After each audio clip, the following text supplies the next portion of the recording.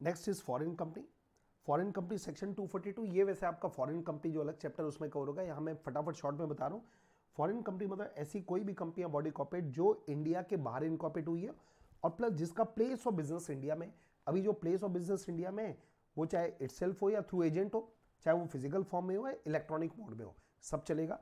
और ये इंडिया में कोई भी प्रकार की बिजनेस एक्टिविटी करोगे तो आपको फॉरेन कंपनी माना जाएगा।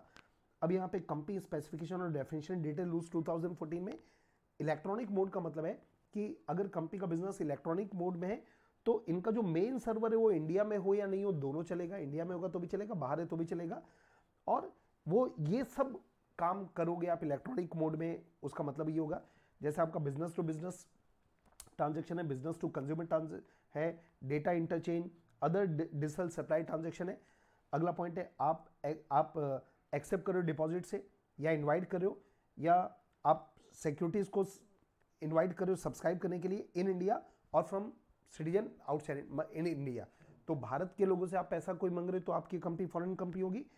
आप फाइनेंशियल सेटलमेंट इंडिया में कर रहे हो, वेब बेस्ड मार्केटिंग कर रहे हो, advisory transaction services, database services, product supply chain management, ये सब कर रहे हो, या ऑनलाइन सर्विसेज जैसे tele marketing, tele communicating, tele medicine, education, information research और other related data communication service, चाहे ईमेल के द्वारा, मोबाइल सर्विस के द्वारा, social media, cloud computing, data management, या ऐसा कोई भी तरीके से करते हो तो उस कंपनी को बोलेंगे फॉरेन कंपनी।